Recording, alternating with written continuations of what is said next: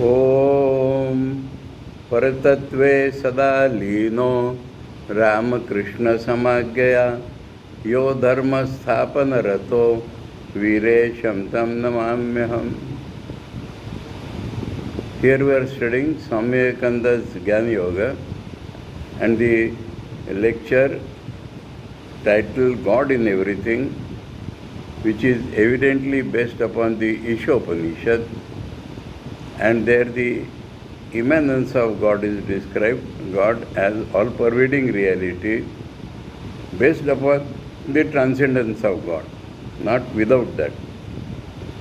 God is beyond everything and He is everything. That is the theme of this lecture, God in everything. And Swamiji has been dealing with the first two mantras of this Upanishad. ईशावास्यम इदम सर्वम यत् किंच जगत्याम जगत तेन त्यक्तेन भुंजीथा मा गृधा कस्य स्विद्धनम. Cover the whole world by God. Covering is not forcing, but to reveal the original nature, which is God. Today the world is covered by superimposition. To cover it with God means to remove the superimposition and find God everywhere. Yatkincha, whatever exists, jagatyam jagat, that means gacchati iti jagat, that which goes away is called jagat. And jagatyam jagat means in everything which vanishes, in every evanescent thing of this evanescent world. The world itself is all goes away, and within that everything goes away. In that, cover it with Lord. See that Lord does not go away, He is always present everywhere. And this will result in, evidently this will result in renunciation of the world as it appears to us. Tena taktena bhunjita. By that, protect your spiritual life. Protect yourself, your spiritual identity by this renunciation of the external things which are not your real nature. Ma grudha, don't covet anything. Kasya sidvanam, to whom after all this money belongs, any property belongs. And the second mantra, that the Upanishad is not asking us to sit idle. Work we can do, and for doing work we may possess or keep everything, but without the sense of possessorship. If we think that this is mine, then all trouble comes. Everything belongs to the Lord Himself. And in this way, if we work, then work will not bind us. These two mantras Swamiji has elaborately taken, and he has raised a question that we are unable to see God in everything. What is to be done? To which he has said, Abhyasa. If we try it again and again, we will succeed, because that is our real nature. Being our real nature, we are bound to succeed, if not at the first attempt, by trying again and again. And there he has suggested, though he has not named it, he has suggested that if we see an avatar, an incarnation, it will be easier to see God in him. And once our consciousness becomes filled with God, we will see God everywhere. So, that was the last, and that to see again and again, that was the main thing. Otherwise, in practical life, we find it difficult, as we find many things difficult due to our blindness. And so, to realize our own real nature, there is infinite life before you. So, he has inculcated another virtue called patience and perseverance. If we go on making the attempt, we will succeed. We should not think of this life or that life. Our life is infinite. In this respect, I will give you an anecdote. Mahapuruji's disciple was living at a distant city from him, so he wrote a letter to him. In that letter, amongst many things, he wrote that, please bless me that I may realize the truth in this very life. In reply, Mahapuruji said, I have my best wishes to you for realizing the full truth. He thought, Mahapuruji has missed my word of this life. So he again sent another letter in which he underlined the words, this life. Please bless me. All of you, please listen, important thing. Please bless me that I may realize truth in this life. This very life, you may say. Mahapuruji replied to him, underlying the word full. I send my blessings to you to realize the full truth. That means Mahapuruji had noted that. But his reply is, otherwise whatever we realize in this life should not become the full truth. And what is this life and that life? If we cannot realize, whatever we have realized remains. And we start from there in the next life. And one life will come. Bahunam janmanam ante Vasudeva Sarvamiti, sa Mahatma Sudurlabha, Gita tells us. That struggling for many lives, we may get our full truth. So, that is what Swamiji is telling here. This haste in life is not urgency in life. I want God immediately. You will get God when your mind is fully ready for that. So intensity in struggle is necessary, but the result will be gradual. This we must understand. So, this life and that life we should not count. Life is a continuity and we should struggle on the right path and one day we are bound to succeed. That is where Swamiji ended, telling that there is infinite life before the soul. Take your time and you will achieve your end. So, this was the important lesson at the end of last lecture. Now, Swamiji shifts to another theme.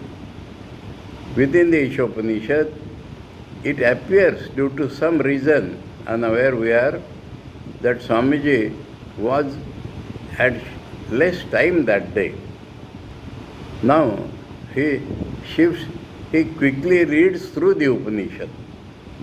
So next we get a quotation, and to understand that, I brought with me Ishopanishad. Last time I could not tell you that please bring Ishopanishad. You can read it at your leisure. Gambhiranandaji's beautiful translation is there, including Shankar's commentary. We are not interested in Shankar's commentary at this point, but Swamiji is reading.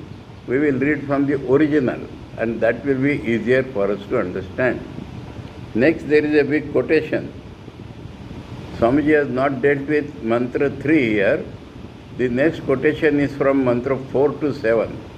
4, 5, 6 and 7 mantras Swamiji has read hurriedly. And then he has commented.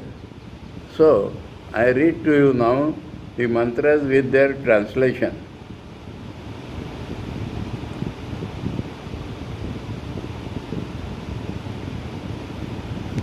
Anejat ekam manaso javiyo naina deva apnuvan purvam arshat tad dhavato anyan atteti tishtat tasmin apo matarishva dadati. Anejat means it does not move. Unchanging. Reality is universal. So how can it change? How can it move? Where will it move? movement is in relation to something else. So, anejat means it does not move. Ekam means it is one without a second. It alone exists. Manaso javiyo. And yet, though it does not move, it is faster than the mind. How? Mind goes in a moment to somewhere, from India to America, to moon, to Brahmaloka. But when the mind goes there, he finds that reality is already there. Reality being all pervading, wherever the mind goes in a flash, mind is the quickest among the things available to us, even quicker than the rocket or any other thing. Mind goes in a flash to some place, but it finds the reality already there. On this also, I can tell you an anecdote.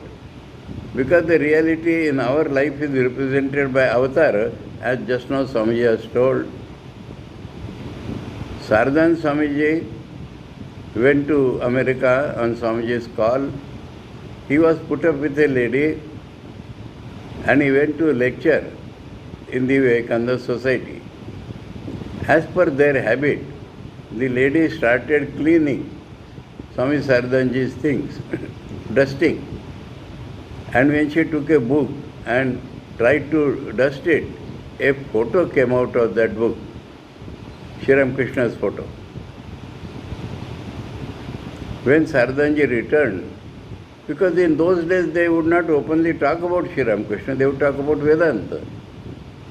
And when people became curious, particular, then they would talk about Sri Ramakrishna. When he returned, she asked, whose photo this is? He said, why? That is my Guru, Vivekananda's Guru. She said, I saw this gentleman a few days before, and luminous he was, and made me so happy, but I did not know to which country he belongs or who he is. Seeing this photo with you, I am asking you, I was thrilled to see him. What we learn from this? Before Swami Sardanji reached there, Sri Ramakrishna had already reached there. So this is an example to show that even the mind may go somewhere, but is already there. We understand these things through examples. That is why I am quoting this. Naina Deva Apnuvat. Devas means gods. Devas means our indriyas, because they illumine things for us, so they are called gods. Now, we perceive things in this world through mind and through indriyas.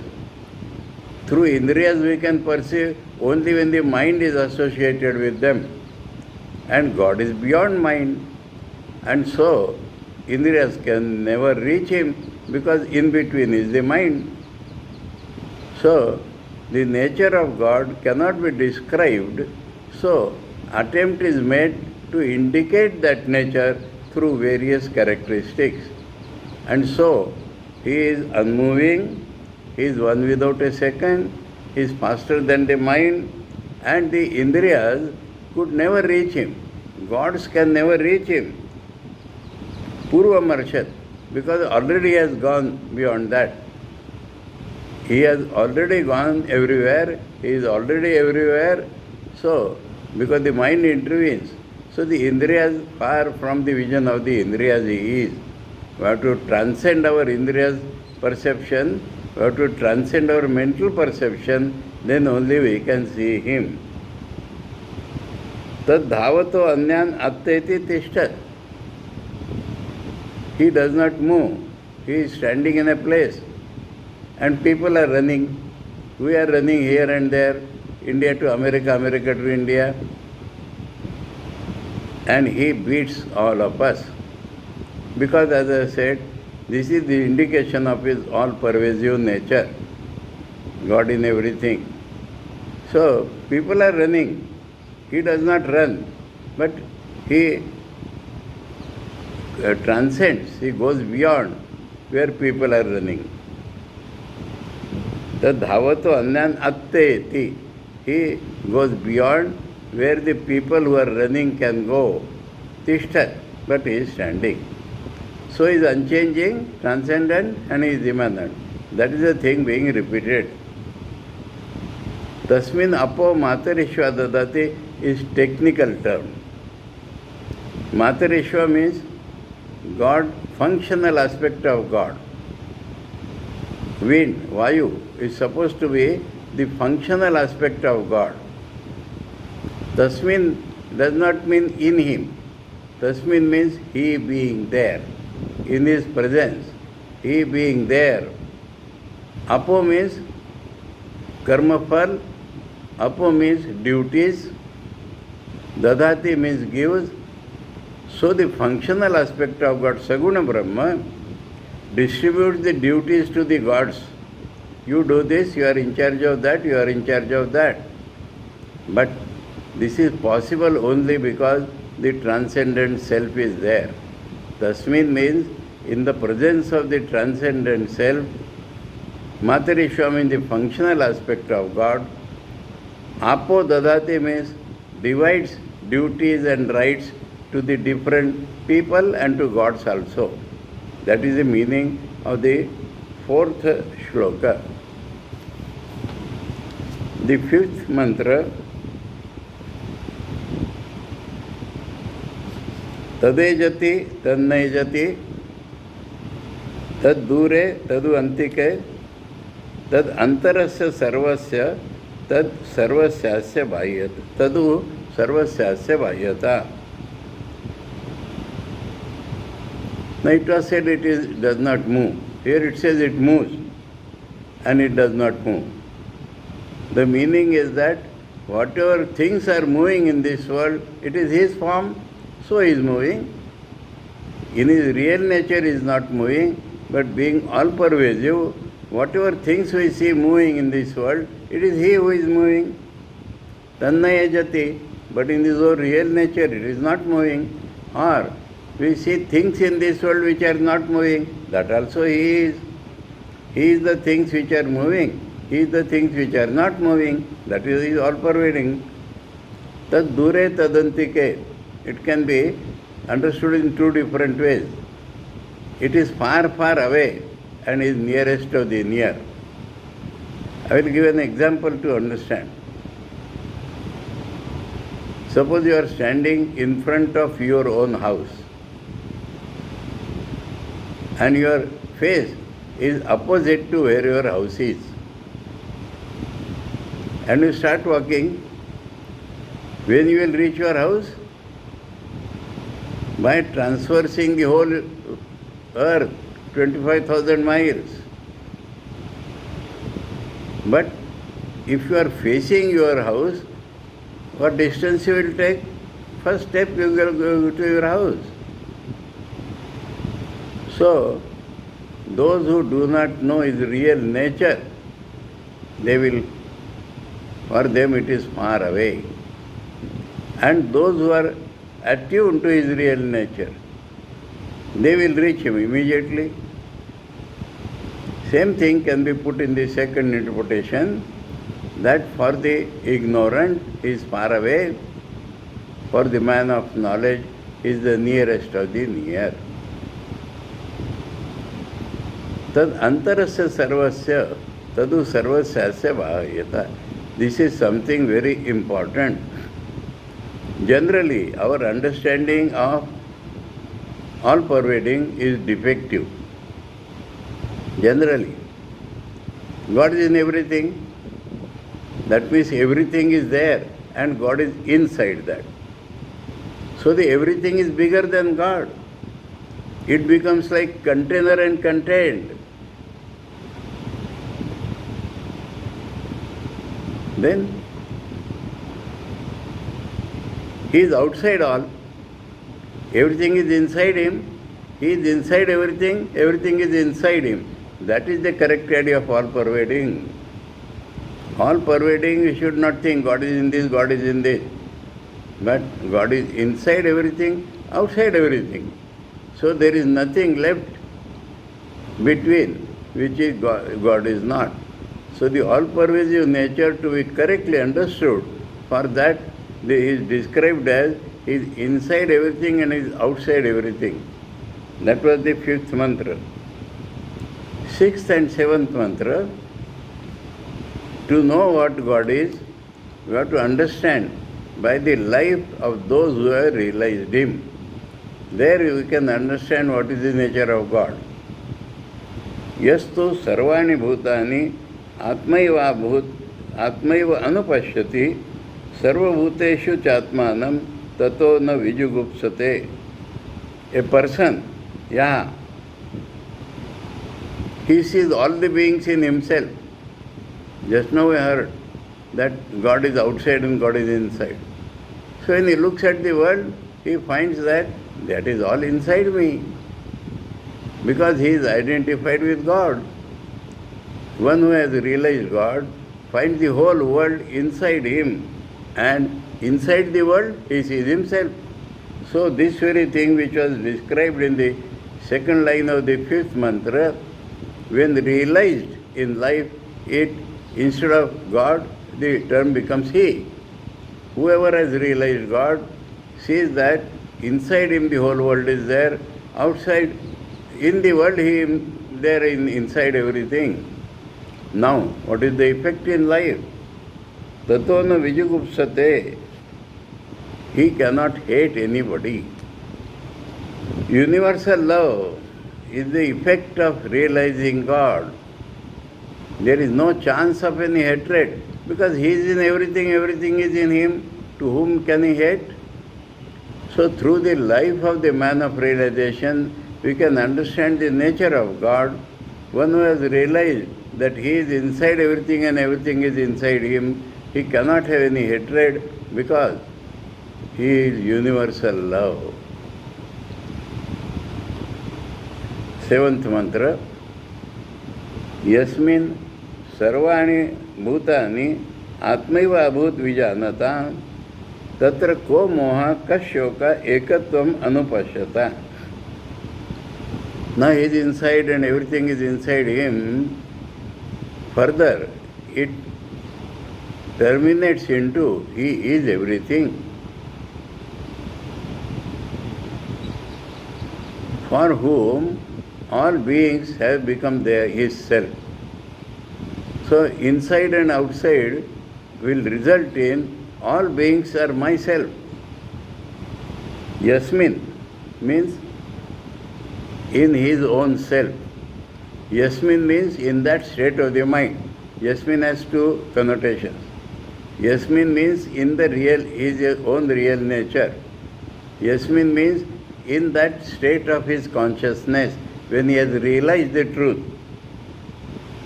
Sarvani bhutani, all beings, atmaiva abhut, have become his own self, vijanata, for a man of experience, for a man of experienced knowledge, that is vijanata. Not for one who has theoretically known, but one who has experienced the reality. For him, all beings have become his self. Tatra, in such a condition, ko moha, anything how we can delude him, anything how we can fascinate him, he is all. So what are the things separate from him to fascinate him, to delude him, to lead him astray? Kashoka, separation brings misery. But he being all, from what he can be separated? So, these two defects are mentioned to tell that there is no imperfection in his life. There is no imperfection in his life, so two representative things are brought. Anything will not specially attract him, and from anything he cannot be separated. Ekatvam anupashyata. So in his vision now, there is unity in the world. The whole world has become one. He has become one with the whole world. That is the state of realization. From this we can understand the nature of Atman. That Atman is beyond everything. Atman is all pervading. We can understand by seeing a man of realization for whom He has become all have become his self, and for him neither delusion nor sorrow, because no imperfection is possible in him. That is the mantra 4 to 7 Swamiji has hurriedly read, and I have explained through the original Upanishad. Now, at this point Swamiji has started commenting. Let us read that now. We can go through what Swamiji has said. He, the one who vibrates more quickly than mind, who attains to more speed than mind can ever do, whom even the gods reach not, nor thought grasp. He moving, everything moves. In him all exist. He is moving, he is also immovable. He is near and he is far. He is inside everything, he is outside everything, interpenetrating everything. Whoever sees in 4 and 5 mantras over, 6, whoever sees in every being that same Atman, and whoever sees everything in that Atman, he never goes far from that Atman. Swamiji is putting Tattvana Vijayagupsate. When all life and the whole universe are seen in this Atman, then alone man has attained the secret. There is no more delusion for him.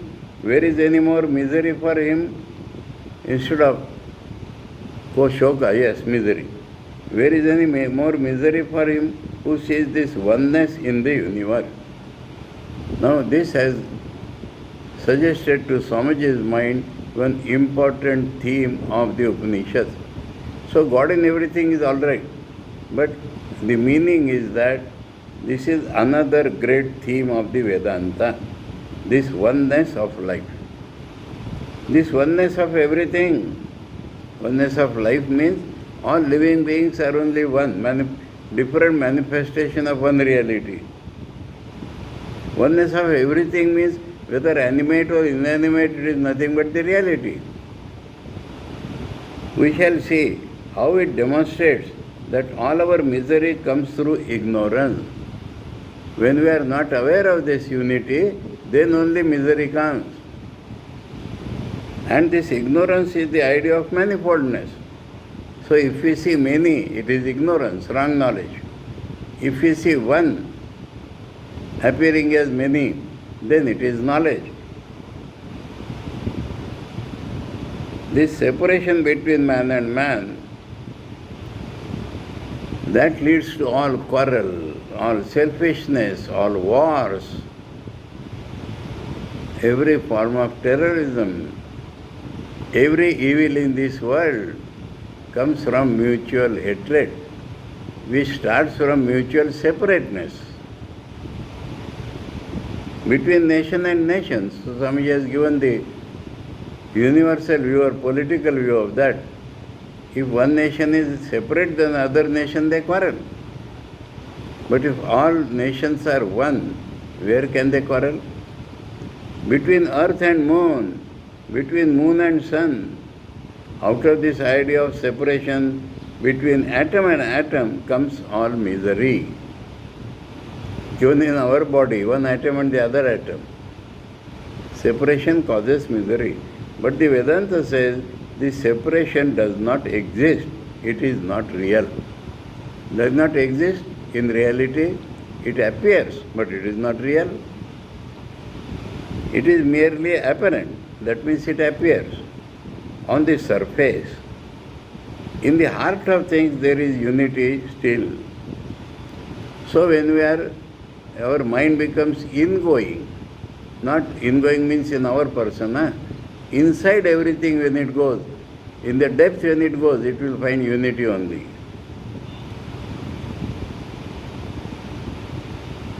If you go below the surface, in the heart of things there is unity still.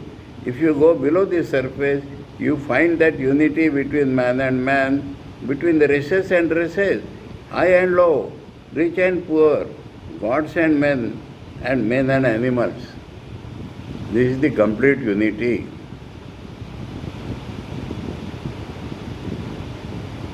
If you go deep enough, all will be seen as only variations of the one. And who has attained to this conception of the oneness has no more delusion. What can delude him? Actually, this results in many things. Apparently, the man becomes madly unselfish. The man becomes absolutely unselfish. I'll give examples.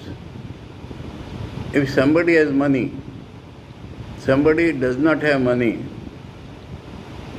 the man who has money does not feel that I am rich and he is poor.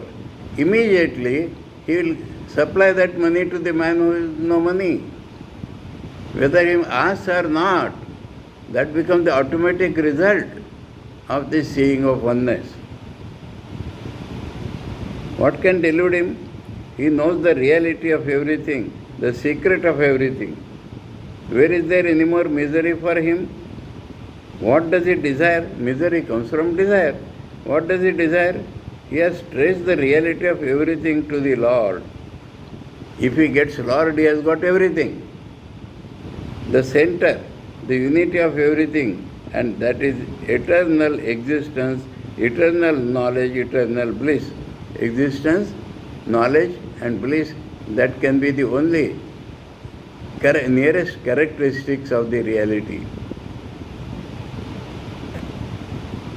Neither death nor disease, nor sorrow, nor misery, nor discontent is there, because all are nothing, the different forms of God. See the blessed life of that person. Imagine the blessed life of that person. All is perfect union and perfect bliss. For whom should he mourn then? In the reality, there is no death, there is no misery in the reality. Different forms are changing, the reality is untouched.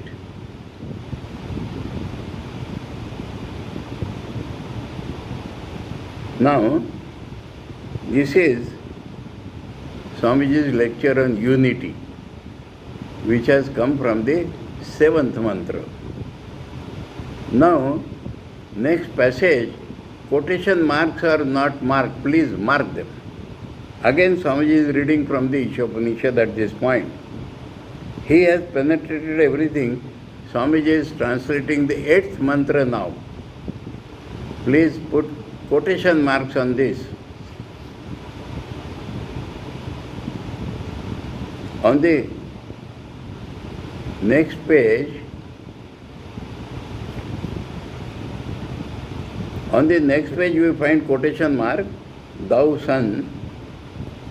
Up to that, this quotation runs. Swamiji is now, without explaining, is simply translating the 8th mantra. And 8th, 9th, 10th and 11th, Swamiji is translating here. Swamiji is translating 8th, 9th, 10th and 11th here. Please mark quotation mark. After the unity, he has penetrated everything. The 8th mantra starts there and he enjoys eternal bliss. There the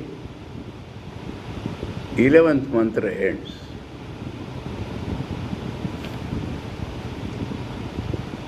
Now the 8th mantra.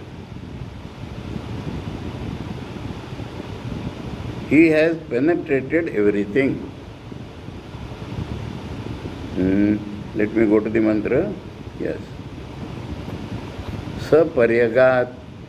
Pariyagat. He has gone everywhere. He has penetrated everything. Shukram. Pure. Akayam. Bodiless. Here body means mind, subtler body. Bodiless, that means he is not a particular person. Avranam asnaviram, that means no physical body.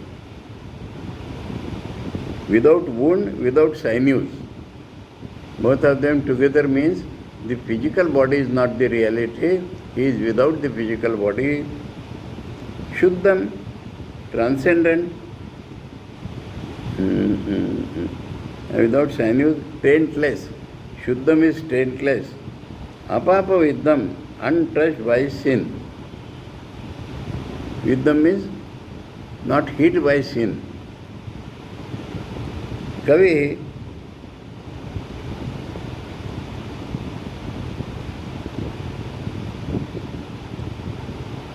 Kavi means omniscient. Kavi equal to Krantadarshi. He sees that which we do not see. He sees transcendentally. We see only surface. So that is called the real Kavi. Kavi normally means a poet. And poet is supposed to see those things. Poet generally, ordinary poets imagine things. But the poet, the greatest poet is God himself. Because he is seeing everything. So the translation of the word poet in Gambhiranji's book is omniscient, all-knowing. Manishi, ruler of the mind. Mind has to go under his control. Transcendent, these are the two words I have been telling many times. Paribhu, Swayambhu. Transcendent and self-existent. Paribhu means transcendent. Swayambhu means he himself is that which is beyond. He himself is that from which he is beyond. So this is translated as self-existent. Now, that idea which was in the fourth mantra has come back here. Yatha tatyato arthan vedadat shashwatibhya samabhya. Samabhya means years. There are governors in charge of the years. And he has divided their duties. Vedadat, eternal posts are there. Different people occupy those posts, and he has allotted the duties. Indra should do this, Chandra should do that. Here it is Samvatsaran, means God's ruling over different years. This is the eighth mantra. Let us read Swamiji's translation now. He has penetrated everything, the pure one, the formless. Formless is that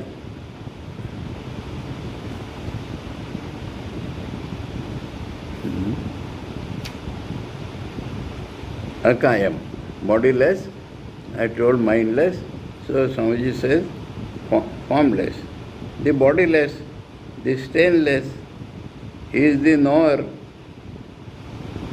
He is the great poet. The self-existent, he who is giving to everyone what he deserves. This is the eighth mantra. Now 9, 10th and 11th read together.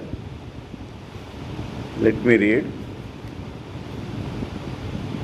Andham tama pravishanti ye avidyam upasate tato bhuya ivate tamo yau vidyayam rata. They enter darkness who stick to ignorance. And without getting the knowledge, those who become scholarly, they enter more darkness. Because they think we have known everything. That is the problem. One who is doing work, he will one day come to light. But one who thinks he has come to light, he will never come to light. So, what is to be done then? Anyadeva ahur vidya, anyadahur avidya, iti shushkrama dhiranam ye nastad vijachakshire. This work has some result, going to Pitruloka, and scholasticism or meditative life can have another result, going to Devaloka. And that is what we have heard from our gurus who have made it clear to us. Vidyam cha avidyam cha yastad veda ubhayam sa avidyaya mrityum tirtva vidyaya mritam ashnute. So you should do work, but with meditation. You should do work along with scriptural study to know the nature of reality. Then what happens? If you do work, you gain perfection, character perfection. Your habits improve. Today's life is like death. Life full of imperfections is like death. But if you work properly, that takes care of relative imperfections. And once you have come to that purification, through the knowledge which you are cultivating, real knowledge, you will go beyond the world and get bliss. This is the 8th, 9th, 10th and 11th mantras. And that Swamiji has put in this way. They grope in darkness who worship this ignorant world, the world that is produced out of ignorance, thinking of it as existence, and those who live their whole lives in this world and never find anything better or higher are groping in still greater darkness. Swamiji's translation. But he who knows the secret of nature, seeing that which is beyond nature, through the help of nature, that means through our work, through the sight of the world, we are seeing reality beyond the world. He crosses death. And through the help of that which is beyond nature, he enjoys eternal bliss. That is the free translation of mantras 9, 10 and 11. 12, 13, 14 Swamiji has dropped, because this very idea in a higher level, we need not go to that, Swamiji has dropped it. And then, here the quotation mark starts, and this is mantra 15 and 16, Swamiji has taken again. 17 and 18, Swamiji has dropped, not relevant to the topic today. It is a prayer of the man at the point of death. So now, 15th and 16th. Shall I tell you a little about because all mantras we have read. Third mantra idea is that you work, but you must not give up the attempt at realizing the truth. Otherwise the results are not good. That was the third mantra. 4th to 7th we have seen. 8th we have seen, 9, 10, 11 we have seen. So 12, 13, 14 is like that. Don't be one-sided while thinking of God. God is only Nirakar, not Sakar. God is only Sakar, not Nirakar. God is only Shiva, the destroyer. God is only Vishnu, the protector. If this one-sidedness is there, you will not realize God. If you combine all the ideas, in transcendental life, that is harmony. But today, we can combine. If God is Vishnu, the preserver, God is also Shiva, the destroyer. If God is Nirakar, without form, God is also Sakar. So this is the idea of the mantra 9, 12, 13, 14. Don't be one-sided while thinking of God. Combine all the ideas, then you are approximately near to the nature of God. Nature of God described in the first mantra, and from 4 to 8, nature of God is described. But in practical life, if we cannot assimilate that, worship God in a all form sense. That means don't be fanatic or specific about God is Nirakar, cannot be Sakar, or God is Sakar, cannot be Nirakar. God is with form, he cannot be without form. God is without form, how he can have form? Don't go that way. God is only the supreme destroyer of the world. Many people love only Shiva ideal. And many people love only Vishnu ideal. God is protecting us. Combine both the ideas, then only we can go beyond. That is the lesson of mantra 12, 13, 14. Now we come to 15. Swamiji has translated. Thou sun, who hast covered the truth with thy golden disk, do thou remove the veil, so that I may see the truth that is within thee. This is a general statement. When we see the all-pervading reality, we are dazzled and we forget to penetrate it and see the transcendent reality. In our practical life, I am very sorry to say, there are people who glorify Swami Vivekananda without understanding Sri Ramakrishna. Tell me, if you remove Sri Ramakrishna from Swamiji's life, what is Swamiji? Glamour, glamour, glamour. We are dazzled by his patriotism, we are dazzled by his oratory, we are dazzled by he was a poet, we are dazzled by this and that of his personality. And that hides the truth that he is the messenger of Sri Ramakrishna. So, the son, Sri Ramakrishna used to tell it in another way about the Brahma Samaj. They had so much on Aishwarya of God. Oh God, you are the Lord, you are this, you are that, you are that. And they forget the real nature of God. Children think, oh, you have created that for me, you have created that for me. Swami Vivekananda says, is God busy only in giving chocolates to the boys? So, the outside glamour covers the real nature of God. That is symbolically put as, O son, you are dazzling, you please collect your rays so that I can penetrate you and see the reality inside. So, it is a great lesson in life. People are generally, most probably generally, what is God? All powerful. God is the only reality in the world.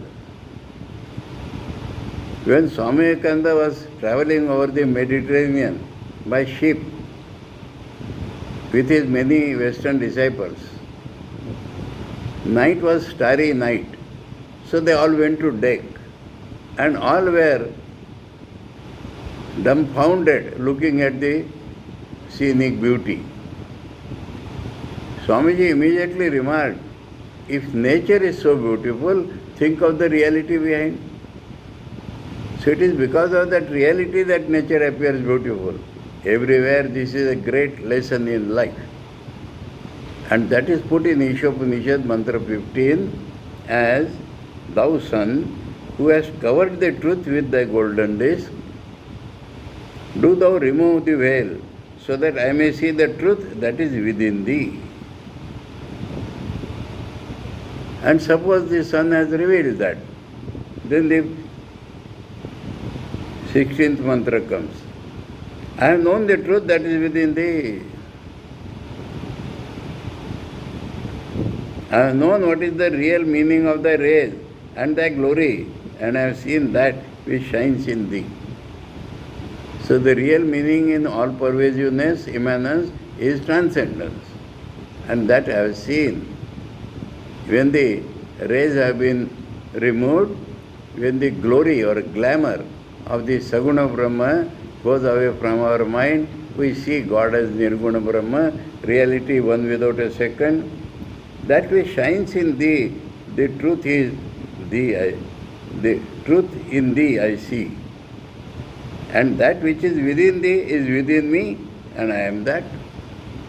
So when this truth is seen, then only the I vanishes. And we see that which is within the cosmic is same in the individual. That which is in the cosmic, in the Saguna Brahma, the Nirguna, that is my own real nature also. And I am thee. So, the last expression is that I am thee, Tattvamasi. So, this is the 15th and 16th mantra Swamiji has put, we understood, and 17th and 18th, a man is about to die. He has done good works all his life. He has worshipped God all his life. Now at the point of death he is praying that I may get the correct result of my whatever I have done, and I cannot do any more work now, so I do equivalent of that just by bowing down to thee. These are the 17th and 18th mantras for a person who has realized the relative truth, Sagun Brahma, and because he is at the point of death, he is his prayer. To get his result, he cannot do any work now, he prays. So that was not relevant to the lecture of Swamiji. Swamiji is interested in putting the transcendent truth before us, So he has not taken that 17th and 18th mantra. In this way, Swamiji has read the whole Ishopanishad. The original theme was God in everything, and that Swamiji has extended, telling unity of the world, and that glamour and inside reality, and the utility of work and meditation together, so long as we have not been able to go beyond and pursue the reality. So, these are the various aspects of this lecture named God in Everything, which is on Ishopanishad, and Swamiji has almost read the full Upanishad in front of the audience, and there it closes. Now, the next chapter is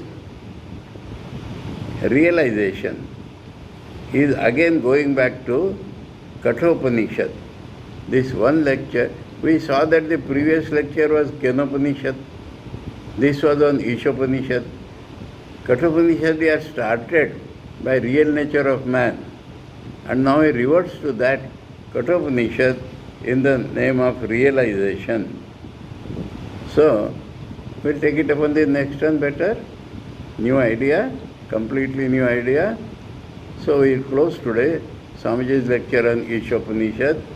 Om Paratatve Sadalino Ramakrishna Samagya Yo Dharma Sthapana Rato Vire Shamtam Namamyaham. Om Shanti Shanti Shanti. Hare Om Tat Sat.